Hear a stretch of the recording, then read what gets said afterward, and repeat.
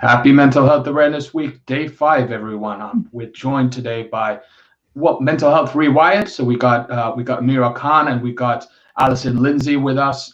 They're going to be running through what is actually our last session. So everyone who's tuned in, this will be the end of Mental Health Awareness Week as MindHug goes. But all of these videos and all of these recordings will be there. So if you do want to go back to them, by all means, you can go back to them. But this is a special session as it's our last session.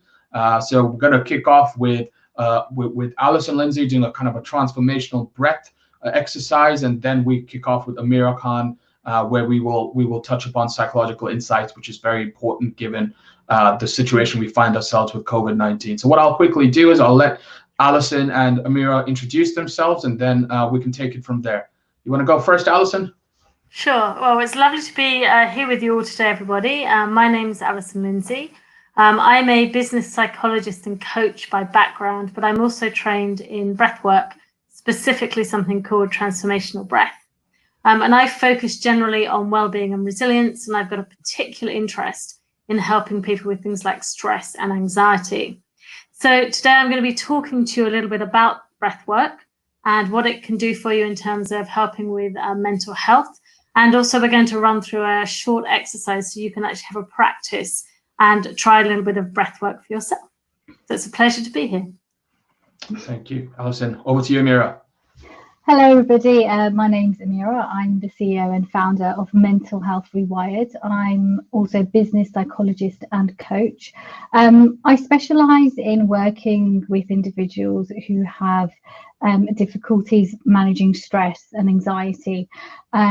I'm really passionate about working with mental well-being, and a lot of the work that we're doing at Mental Health Rewired is to promote good mental health, promote good mental well-being, and we're doing that through various of mediums, and one of them is through working with Allison, and I'm so pleased that she's going to be delivering this wonderful workshop on breath.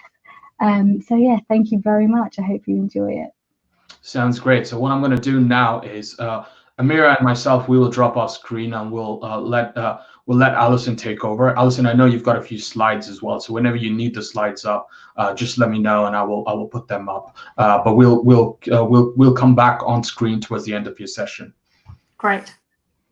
So actually, Raj, if you could put the second slide up, that would be fantastic, please. Great. So what I wanted to talk to you about today is a little bit about breathwork in itself. And then also, I thought we'd start off with a few basics about the breath.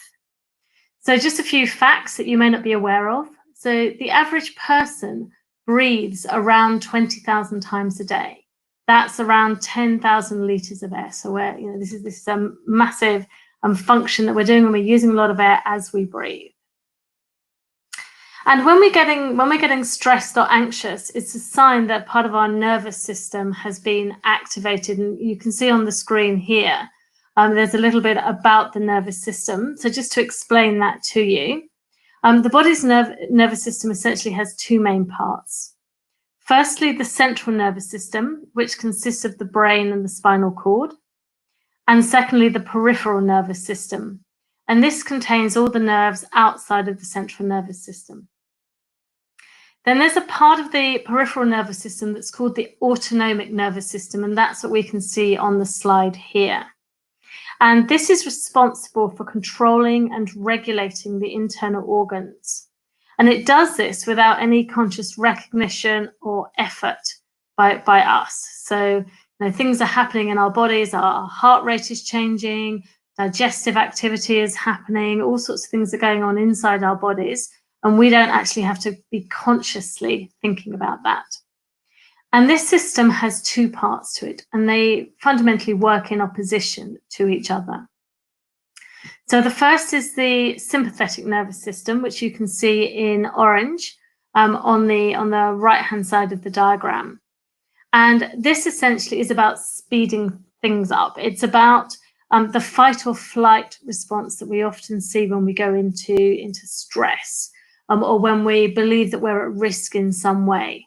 And that might be a genuine risk that is actually a risk to our survival, or it may be something that's going on for us mentally that triggers that kind of stress response, even if perhaps that threat actually isn't real. It's something that our mind is telling us. And then there's the parasympathetic nervous system, which you can see highlighted in kind of the green on the left-hand side of the diagram. And the parasympathetic nervous system is responsible for what we call the rest and digest response. We hear about this a lot less than we do about fight or flight, but essentially it's the opposite thing. So the idea being that when we've gone into fight or flight, something's happened, and then we're either running away, we're fighting the threat, whatever we're doing. Afterwards, what we want to be doing then is going into the opposite mode, into rest and digest, and that's how we slow down, and it allows our bodies to recover from the stress. One of the challenges that we have is that in the modern world, it's very easy for us to be permanently activating the sympathetic nervous system, and the parasympathetic nervous system doesn't always get much of a look in. And so that, the sympathetic nervous system can be triggered by things like you come into work in the morning and there's a load of emails, or the WhatsApp group that you're in and where everyone else seems to be chatting and doesn't seem to have any work to do apart from you. So these are all things that can set off the sympathetic nervous system in a way that isn't always helpful. One thing to be aware of, and this is where breath work is really important and where breath comes in, is that our breathing is the only part of the autonomic nervous system which is actually under conscious control. So we have the opportunity to control our breath, as well as it happening automatically and without us thinking about it. And generally, we don't think about it. But we do have the opportunity, if we wish, to think about it and to bring it under conscious control. And in that way, we have a means to activate the parasympathetic nervous system. So if I could have the next slide, please. So this is a very, very simplified example of what's happening when we breathe. So underneath our rib cage, we have a sheet of muscle called the diaphragm. And if you push your fingers in just underneath your ribs, you can probably feel it. It's just a sheet of muscle that's sitting there. And it's dome-shaped like an umbrella. And as we breathe in, what happens is the diaphragm flattens. So it becomes completely flat, and it pulls the lungs down, and that causes air to come into our lungs. And then as we breathe out, the diaphragm goes back to being dome-shaped again, and air is pushed up out of the lungs. Obviously, this is a very simplified model. But essentially what that means is that when we breathe in, as the diaphragm flattens, there's less room in the belly for our internal organs. And this is why when we breathe in, if we are using a diaphragmatic breath, which is what nature intended, our belly rises and then it falls again as we breathe out.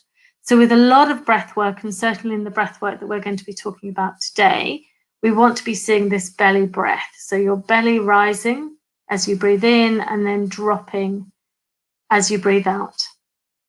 And one way to tell if you're doing a belly breath is simply to place your hands on your belly and make sure that the very tips of your fingers are touching, just the very tips. And as you breathe in, if you're using a belly breath, your fingertips should just very slightly move apart. And as you breathe out, they should come back together again. So it can just be a very gentle movement, doesn't have to be that much, but just see if you can tell how much of a belly breath you're doing. So breathing in, fingertips very slightly moving apart. Breathing out, fingertips moving back together. So ideally, what we want to be working with is for the breath to always be starting down in that belly and then rising into the chest. Obviously, we do want to be using the whole of our breathing system. When we watch a baby breathe, assuming there's been a normal, non-traumatic birth, if you actually look at the baby, what you'll see is they have a lovely, beautiful, easy breath just in their belly. Just very gently going up and down as they're breathing in and out. So that's how we all start off. But actually what happens over time as we go through life is that things happen. And so what we do is we start to alter our breath pattern. So in fact, every adult has their own unique breath pattern. We all breathe in our own particular way. So, and this might vary in different ways. So some of us might breathe shallowly, others of us might breathe deeply, some fast, some slow. Sometimes we find that there's pauses being introduced. So for example, at the top of the inhale, sometimes there's a slight pause and then we breathe out. Sometimes it's before the inhale that we find the pause. Some of us breathe primarily in our bellies, others of us breathe primarily in our chests. So we really develop these unique patterns as we go through life. And if you ever find yourself holding your breath, which I know was before I started breathwork was certainly something that I always used to find myself doing, this is often about not wanting to feel. So in that moment, it's actually part of the fight or flight stress response. So in that moment, we kind of hold our breath in and we stop breathing whilst we try to work out what we're going to do. So if you see that pattern in yourself, it often means that's just part of that being activated.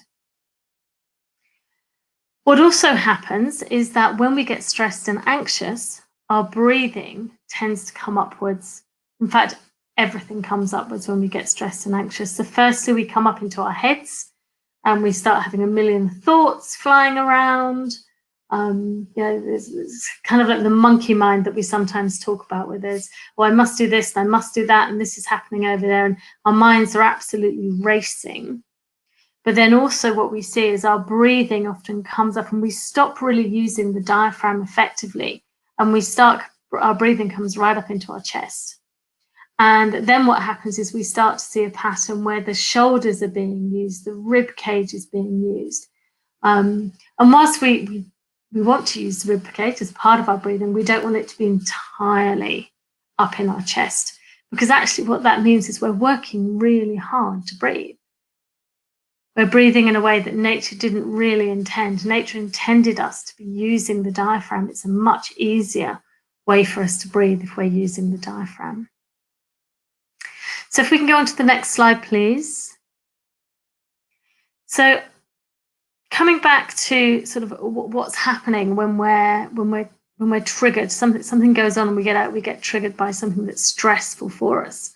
And what we can see here is that the sympathetic nervous system gets activated, adrenaline builds as the stress increases, and we get all sorts of emotions coming up. So we might be feeling fear or anger or perhaps excitement. And we get different sensations arising in our bodies. So we might get sweaty palms, shortness of breath, our muscles might feel tense. Sometimes people have a very racing heart. They feel like their heart is going to jump out of their chest. So all of this is an indication that the sympathetic nervous system has been activated by that trigger. Now, we can't stop ourselves from being triggered. It's actually a survival mechanism. We need it to happen. But there are times when being triggered in this way is unhelpful for us. And so this is when we have a choice.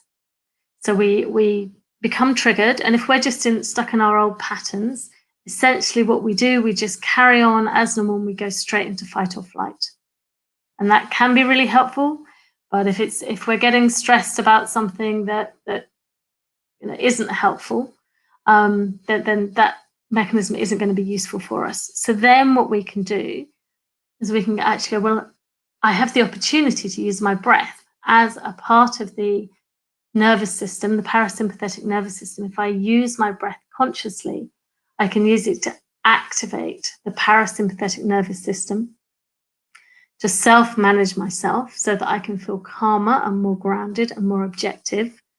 And then rather than simply reacting to the trigger, what we can do is we can choose our response. So this can be really freeing for us if we can learn to do this. So what I'm going to talk to you about today is about using breathwork to do this. Now, there are actually many different types of breathwork. If you put it into Google, you'll see there's lots of different types, and you can use the breath in many different ways. So you can use it to energize yourself, to relax, to generate altered states of mind, and also to help us manage stress and anxiety. And today we're going to be focusing on just a really simple technique that's going to help us to relax and to manage stress and anxiety. So if we can just go on to the next slide. Thank you. This is just a calming picture for you to look at whilst I talk you through the breathing technique that we're going to be using today. It's a really simple technique and it's easy to use and it's safe. But what I would say is also important that you listen to your own body and act accordingly. So if, as we do this technique, which will just be a few minutes long, if you do find that you're becoming out of breath or you're finding it difficult, then just return to your normal breathing pattern, just sitting comfortably in your chair and just breathe easily until the practice part is completed. It's important that you're also listening to your body as well. So what we're going to be experimenting with today is a belly breathing practice. And the idea is that we're activating the parasympathetic nervous system so that you can see for yourself what it's like when we do this. So ideally for this exercise, breathe through your nose. But if that's difficult, then you can also do this breathing through your mouth and just have your lips very gently parted. And we're going to be using gentle breaths today. So there's no need to breathe too deeply or forcefully. Just be gentle with yourself and also keep the exhale soft and easy. So just as you breathe in and then just letting the breath go, you don't need to push or to blow the exhale at all.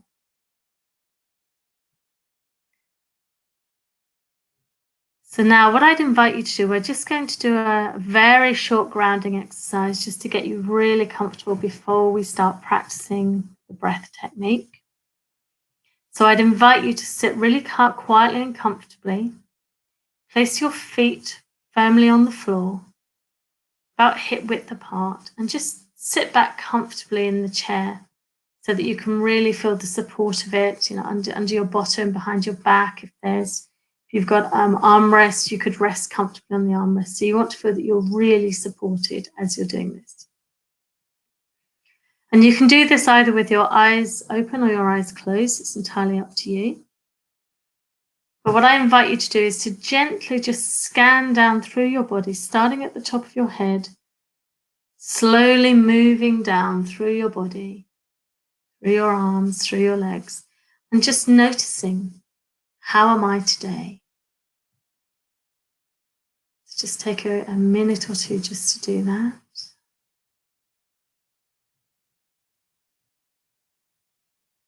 Nice, easy scan, just bringing your awareness to different parts of your body.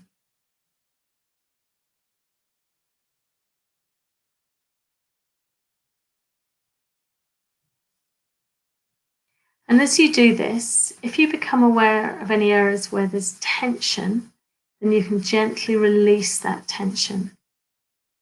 So for example, I often find that I hold a lot of tension in my shoulders and they're kind of up around my ears.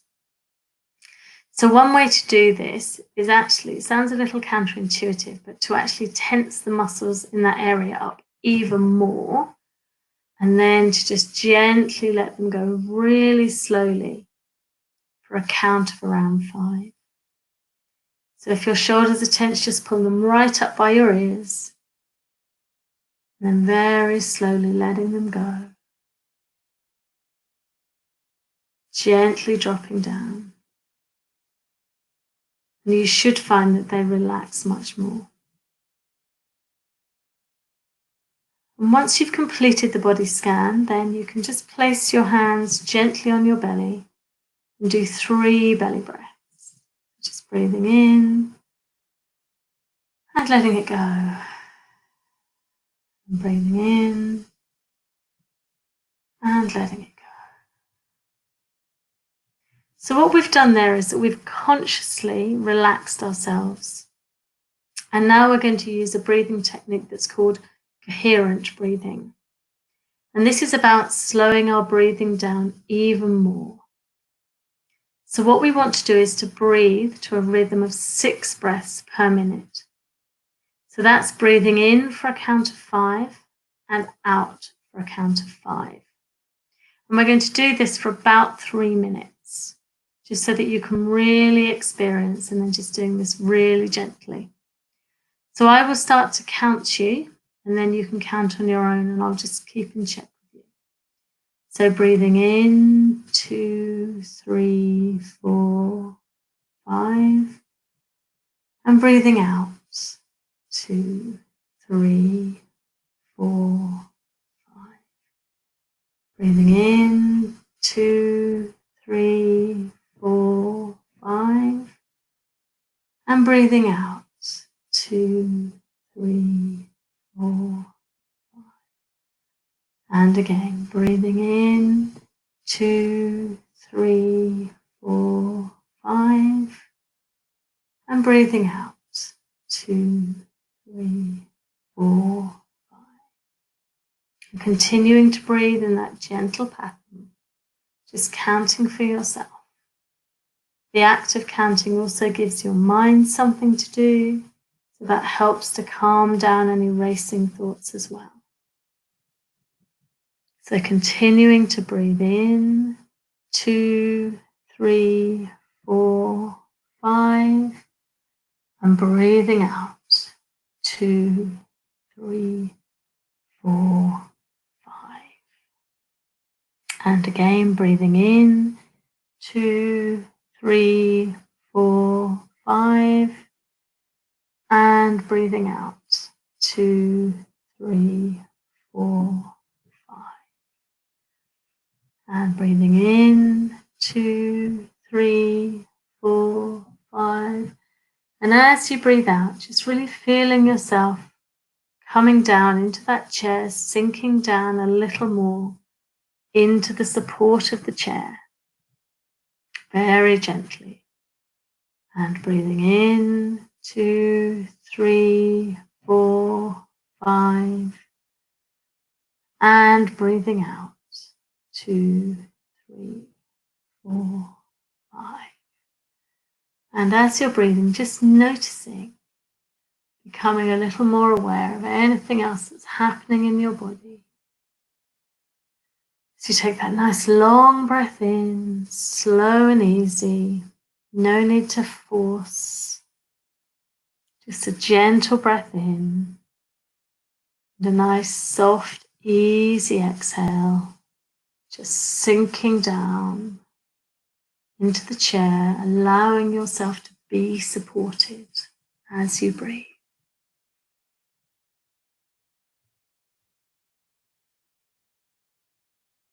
Continuing your count, quieting your mind as you breathe in,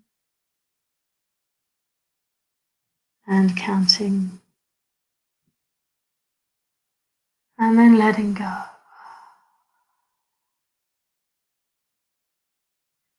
Nice easy breaths.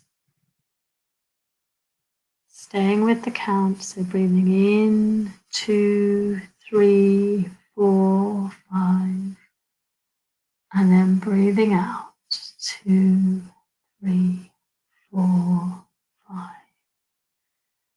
It's just an easy, gentle rhythm that should calm down our sympathetic nervous system and activate the parasympathetic nervous system, helping to slow our heart rate, helping us to feel calmer and more relaxed. So just another couple of times, breathing in, 2, 3, 4, 5, breathing out, 2, 3, 4, 5, and breathing in, 2, 3, 4, 5, and breathing out, 2, 3, 4, 5. Okay, so slowly and gently just bring your breathing back to normal. And just take a few moments to notice how you're feeling now.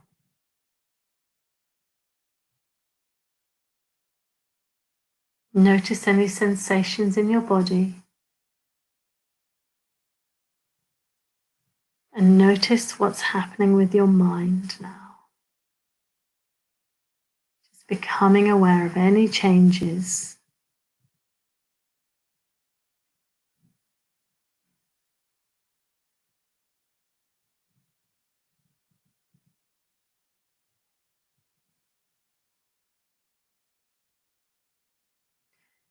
So we can close the slides down now, thank you. Thank you. So this is a breathing technique that you can take away with you. You can use whenever you wish. If ever you're feeling stressed, if you notice that you've had that trigger happening and everything's going up, the emotions are arising, your mind is racing, you can just take a moment to use this very gentle breath and just to activate the parasympathetic nervous system and to come feeling yourself really grounding down into your body.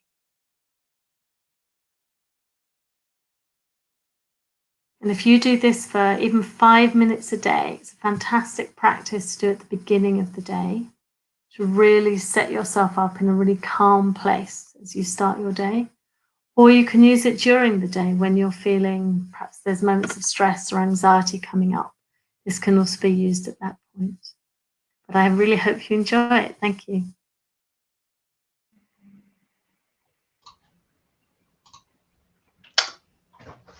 Thank you very much, Allison. I think that was a great session. I think I'm feeling fairly relaxed after that session. I'm sure everyone else is as well.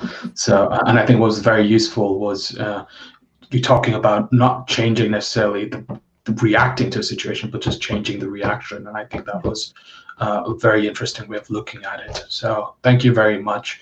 If anyone has any questions, by all means, shoot away and Allison can answer them. This video will be available afterwards, so you can always put some questions on the comment section and we can always get them answered later as well. But if you have any burning questions, by all means, put them across right now.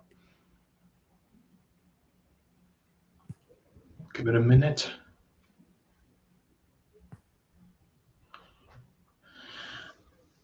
No, there doesn't seem to be any questions. Is it okay? Could I ask Alison a question? Actually? Sure, absolutely. Yeah, absolutely. Yeah. Thank you so much for that, Alison. I feel just the same as you, Raj, so relaxed after that. Alison, you talked about using this throughout the day. What if you could advise people right now about how to connect with when they need to start using breath work throughout the day? Considering we are speaking to stress professionals, when would you say is a good time to do that? How can they connect with when they need to use it? Absolutely. So I think there's a couple of things. First thing, it's fantastic as a practice each morning. So actually building it into your day just as a regular habit, because as everything, unless you practice it, you don't remember to use it. You have to kind of build that muscle. So just getting that regular morning practice for 5 minutes is really helpful to start with. And then the other thing I would do, I guess you have a choice. One is if you become aware that something's triggered you, then that's a great time to use it anyway. But another method, I certainly when I first started using breathwork that I used to set a little alarm on my phone about 5 times a day at different points. And what I would do, it would just buzz and it would remind me just to check in with myself. Actually, how am I doing that body scan? Takes a minute or so, it's super quick. But just checking in. And I think part of the issue is that we get so helter-skelter into our day that we stop listening to our bodies and we stop listening to what's going on for us. So my recommendation would be just set that alarm for 5 times a day, different points of the day, and just check in. And as you do that, you'll start to become more aware of what's going on for you. And you might start to notice patterns in terms of actually, I go out for lunch and every time I come back from lunch, I'm feeling a little bit tense because I'm worried about which emails are going to have come in whilst I've been away from my desk for 20 minutes.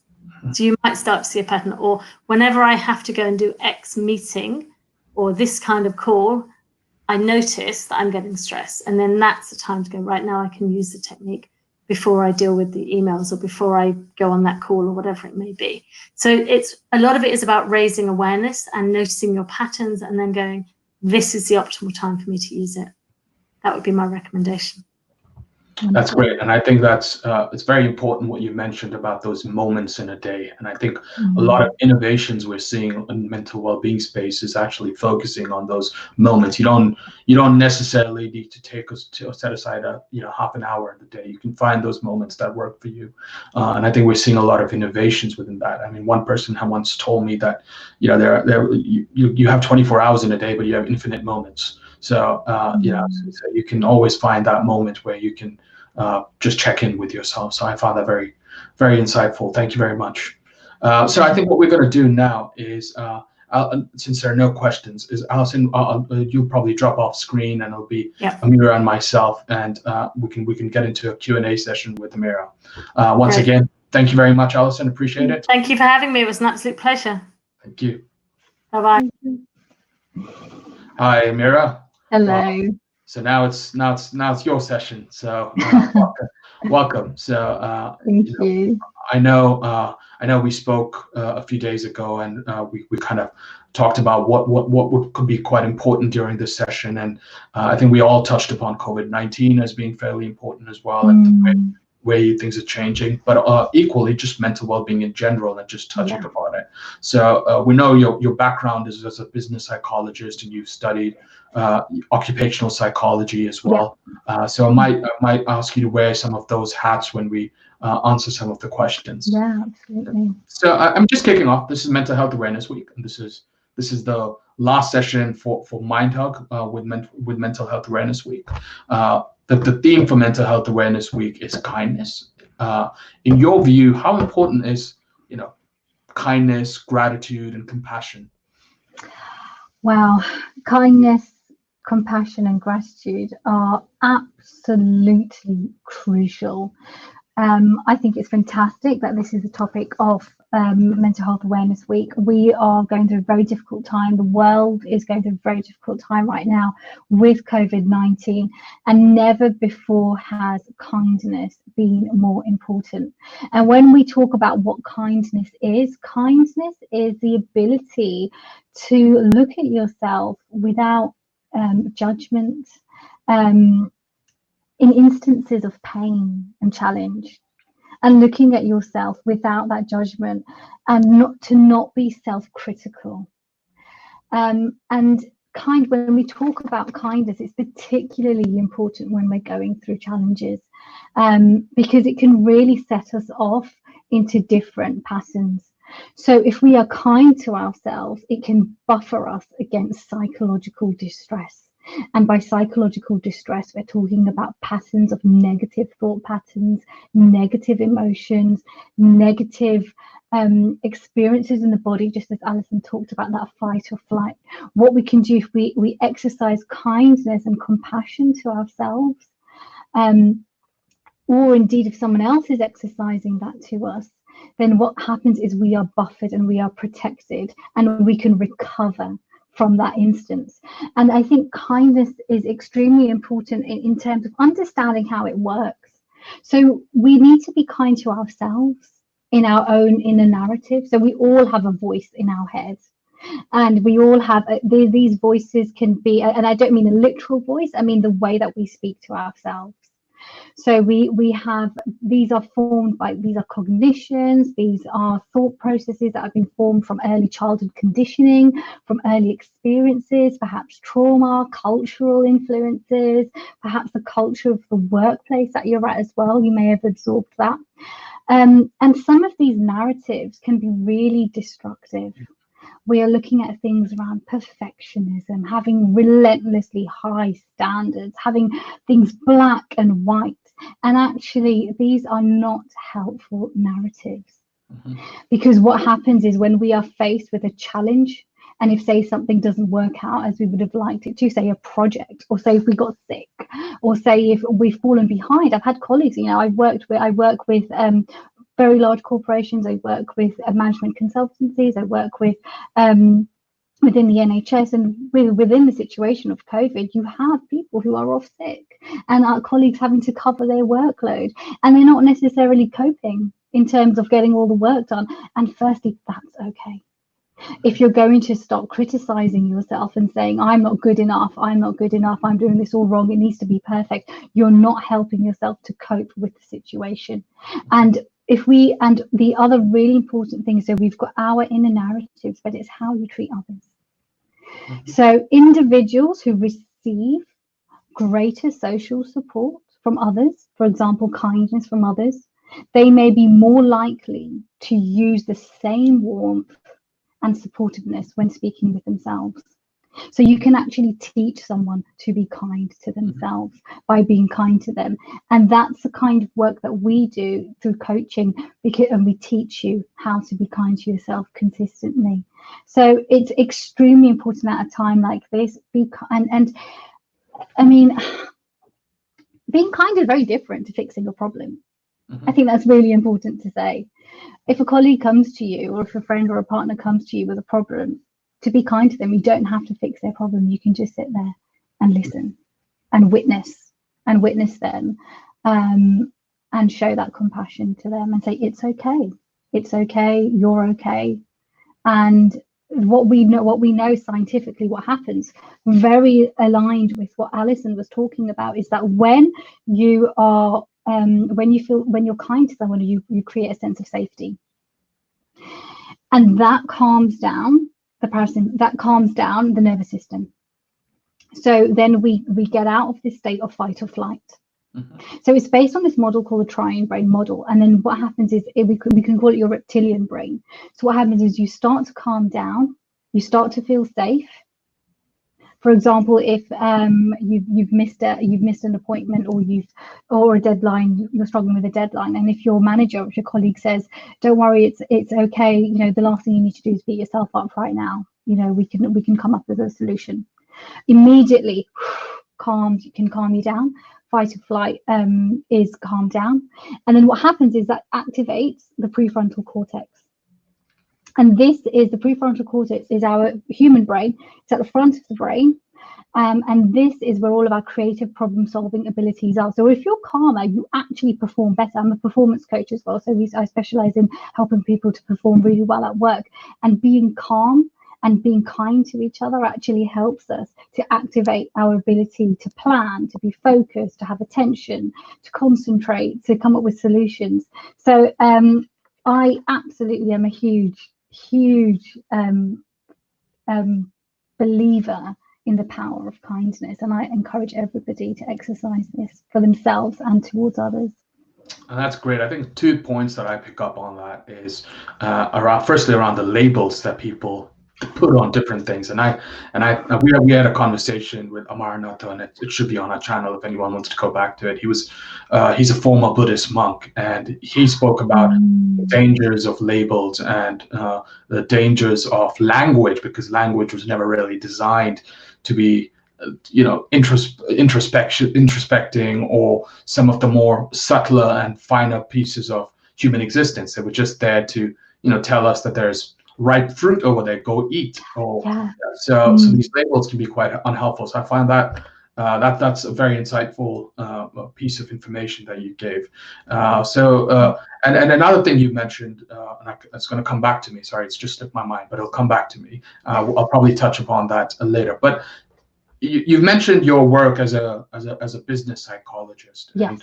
And what would be really useful to understand is, in the world of business psychology, and in a world where mental health has not been at the forefront, but it's picking up now, what sort of information and support are people looking for within the business world when it comes to mental well-being? Okay, I think this is a really, really important question, and what we're doing is we're tapping into something much larger here. So in 2012, there was a pledge by the government called Esteem of Parity, and it was an act under the Health and Social Care Act in 2012, which pledged to make mental health on par with our physical health. Mm-hmm. And what we need to really understand is that mental health is physical. It is physical, it is scientific, affects our brain, it affects our body. When we are mentally well and we are mentally safe, we perform better. And what's happening in the organization, some organizations are doing a fantastic job and they've really caught up with this. They've come a long way. A lot of organizations haven't. And what you're finding is that a lot of individuals are really struggling with their mental health, really struggling with their mental well-being. There is an increased demand on productivity, on high standards, relentlessly high standards, black and white thinking, huge workload, and not necessarily much leeway. I think there has been some really heartwarming and positive experience that have come out of COVID-19, and I really hope that this continues on.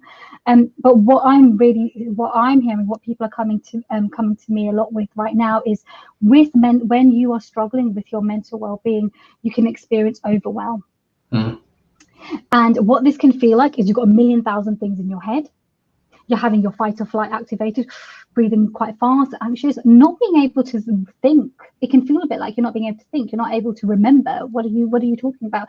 What are all these things that I need to do for work? This can be a really panicking, overwhelming experience. And then on top of that, you're going to be feeling low. This can also activate negative self-talk, some depression, some lack of self-worth, and then that can feed into not being able to communicate your needs. So a lot of individuals are coming to me with feelings of overwhelm and how that's affecting their performance. And sometimes they're not necessarily feeling like they are completely despairing with their mental health, but they just feel like something's not right. And they're probably, there's underlying issues there. So a lot of the work that we do is helping you to clear out that overwhelm. And there's a lot of performance strategies that we can do, things like brain dumps, downloading, categorizing information, techniques to calm your nervous system down. And that can really open you up there as well. But I think now is really crucial time for individuals to start talking about mental health in terms of, well, it's got a scientific basis, and we need to start acknowledging that. We need to start respecting that, and we need to really have it on par with physical health, because there is a huge business cost as well. If you want to look at it from a business angle, there is a huge cost to organizations, to productivity, if you are not having a staff force which are performing at their best.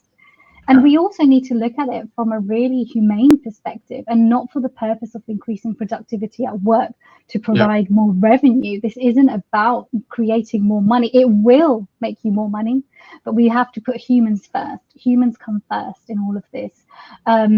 And so if you really pay attention to mental well-being at work, then individuals will, of course, become more productive. They will feel more valued at work. They'll be more committed to the workforce. They will be more creative. You'll be more innovative. There'll be greater leaps in understanding and in innovation. And this is something that is, why would we not want that? We need to get over this negative narrative, this judgment. It's so dated now. It's finished. We have to put it to bed. So a lot of clients are coming. And in terms of the information that they're seeking, it's interesting in terms of, your question about information, because most people are coming for reassurance. They're coming for help. They're coming to talk and to be heard, and most people have in organizations, they haven't had the chance to speak and be heard and be witnessed. And I guess in terms of information, they want to understand what mental well-being is doing to their body and what it's doing to their mind. That's really key. That's interesting. And on that point, so something at MindHug we're very passionate about is the information about therapies and activities. We believe, this one-size-fits approach that a lot of people have is not very helpful, and it's everyone has a personal journey with mental well-being, and in terms of the broader choices and information around some of the therapies available. So we've, on Mental Health Awareness Week, looked at therapeutic art. We've looked at music therapy. A lot of this is in mainstream right now. So a two-pronged question here. Firstly, how important do you think these wider choice of therapies and activities are? And is there room for them to become more mainstream? Okay. Firstly, highly important, extremely important, and definitely room for them to become mainstream, especially now. So in terms of the context of why I feel it's important, well, not everybody responds to typical to therapy. I'm a firm believer in the in therapeutic approaches. That's why at Mental Health Rewired we have CBT therapists and clinical psychologists available to work with you, because I'm a firm believer in that, particularly for complex issues around anxiety and trauma. Very, very important, and also depression. But at the same time, you know, we all have stuff and we carry it differently. So some of us are able to carry it and talk about it with the therapist in a one-to-one session, talking about it. But for others, that's just not accessible.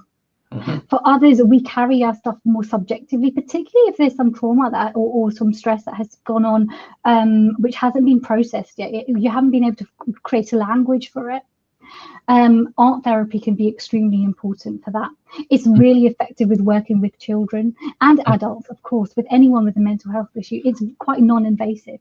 So if you are feeling a bit sensitive and finding it a bit challenging to sort of talk about your emotions so much, or to be confronted with them so much, it's, you know, the art therapy can be really beautiful. And also, I think one of the reasons why art therapy works so well is because it's an ability to express yourself. You can express and share your own story with somebody else and be witnessed. You are sharing parts of yourself, where you're given a voice where you may not have been given that voice before. It's also not, art is not product driven, so it's a beautiful antidote to stress at work, to the workplace environment. There is no right, there is no wrong, there is no black, there is no white. There is, well, you know, it's creative, it's open. And, you know, you can really see, I work, one of my colleagues and very good friends is an art psychotherapist. And she talks about how when you're working with individuals in art, you can actually see yourself through the artwork that you create. You can actually see elements of, you know, fragmented psyche through the artwork, and you can start to piece yourself together. And I think artwork is very, very important. Also because, you know, we can be at different stages of our journey. We may not be ready to confront it in sort of such a direct manner as, say, CBT or psychotherapy. We may be more comfortable with confronting it or approaching it with art. Particularly if you are quite a creative person and you like to express yourself artistically. I think definitely now is the time to make it more accessible. And we are, you know, with the rise in mental health issues and what we're going to see off the back of COVID, and that's already happening now, there is definitely scope to make this accessible now. I feel that it needs to be introduced into schools straight away, as soon as COVID's over. Well, not COVID's over, as soon as schools start opening. I feel that now it also needs to be introduced in workplaces. And there was a government initiative and documents that have actually recommended that the arts be used in therapy now as well. And so we're already seeing it in hospitals, but it definitely needs to be starts to be introduced more so, definitely. No, that's good to know. And I think we've already, you've mentioned kind of the physical side of mental health issues, but then you've also mentioned the labeling and the upbringing and all of these other factors that influence being. And I think the Engels biopsychosocial model, which is really the influencing model for MindHug, talks about the biological, the psychological, and the social side. And I think a lot of these therapies look at the psychological and social side of an individual, which is something that in the past has been not neglected, but it's not been given a lot of focus. And I think having some of these therapies start looking at the psychological and social side will be very useful. But talking about COVID-19, you've spoken about some of the impact that COVID-19 is having on individuals. So what kind of advice or what suggestions would you give people during this period? Yeah, firstly, I think acknowledge that it's difficult for everybody. That's the first thing. We're all going through a difficult time, and it's okay to feel rubbish. That's the first thing I would say. You don't need to feel great all the time. You know, it's fine. It's expected. It's normal. It's natural to feel that way. Other advice is step away from your computer. Well, you know, we've had reports to say that individuals, I think, are working on an average of 30 hours more per week. We don't have any boundaries for our workplace.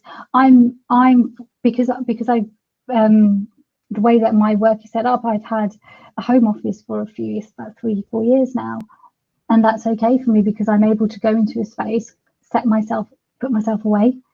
But what we're finding is that individuals are working from their bedrooms. They're working from their dining tables. They're working all hours, all times. You know, this is tough. Where do we draw the line between family life and work life? And actually, what we often have is a culture in an organization. So we have a workplace culture, but what we're now finding is that we're having a home culture, and work is having to fit around that. So we need to try and find ways to create some personal boundaries. And my advice would be to establish a routine, if you can. Wake up at a certain time every day during the week. Separate out your weekdays from your weekends. Weekends switch off. Please don't do any work on the weekends. Don't be working past 6 o'clock. If that was your working hours at work, don't work past that. The chances are you're probably being more productive at home if you have got a focus space. I would also say, you know, find ways to check in with your colleagues. If you are a manager, ask how they are and mean it. A lot of check-ins that organizations are having are work-based in terms of how the project's going. Have some check-ins which are purely around you. How are you doing? And care and show genuine care for that. That would be my advice. And that kind of fits in very well with the theme of Mental Health Awareness Week, which is kindness. And that reminds me that actually, I also remembered what I was actually trying to ask you right at the beginning, which was people are, I mean, there are studies that say people are hardwired to be kind. You know, when people even ask for a favor, you're doing as much for the person who's actually going to be doing it for you as yourself. So people are hardwired in many ways to be kind. Somewhere along the lines we forget that. And we need to have Mental Health Awareness Week to remind us that it's important to be kind. But actually, you know, people in many scientific studies have shown are hardwired to be kind. That was what I wanted to raise when you mentioned all those interesting facts about kindness. Okay, so we are a startup.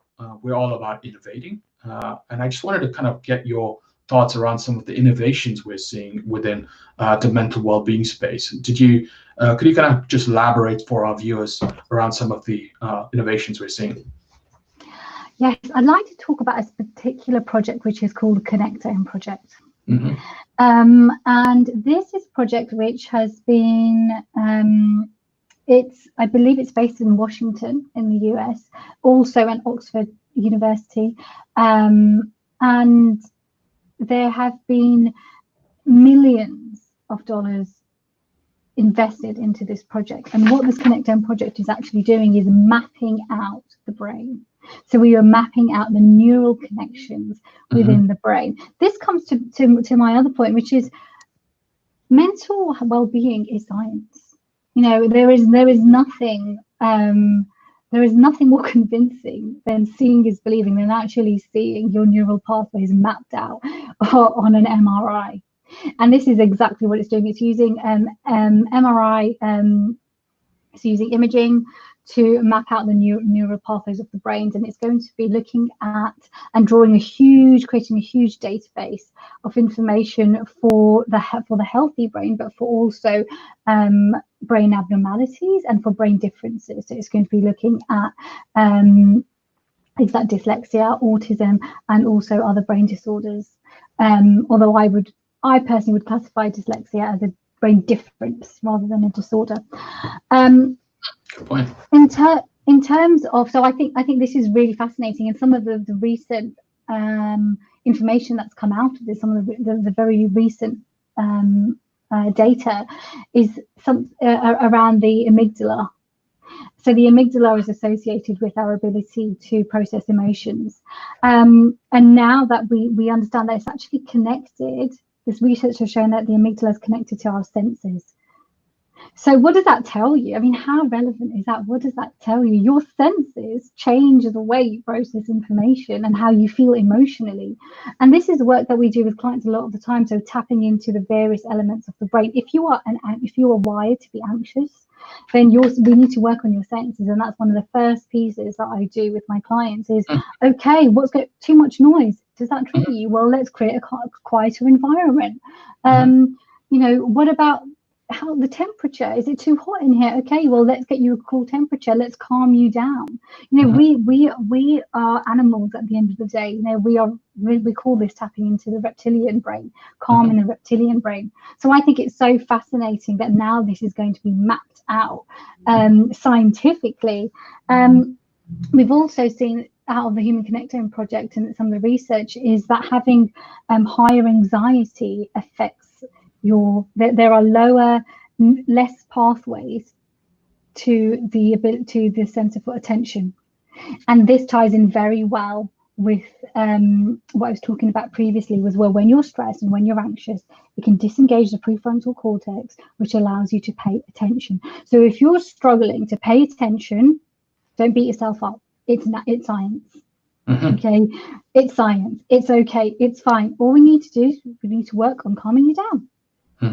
Once you feel calm, you're going to be okay. We're going to be able to pay attention. You're going to get back to yourself.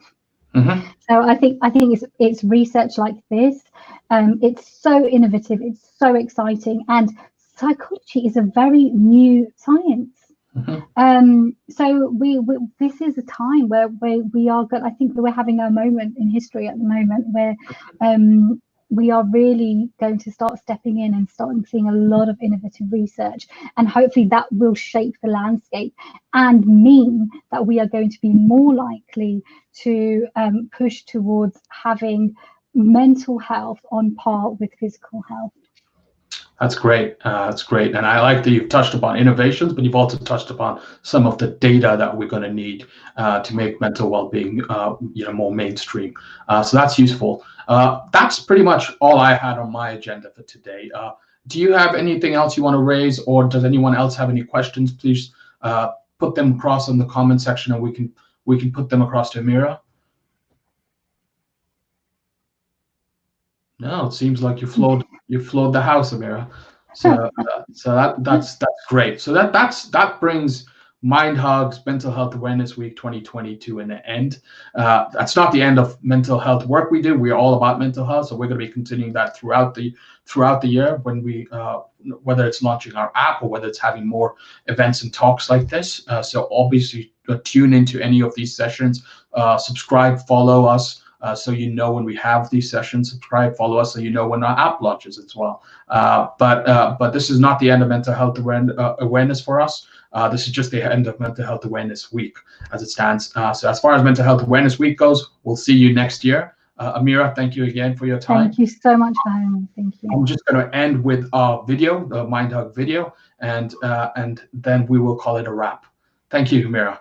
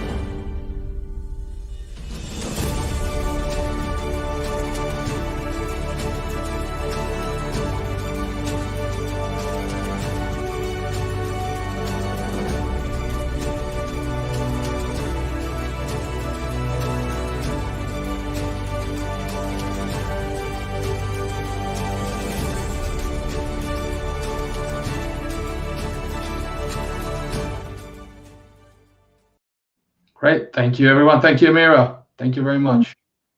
Thank you.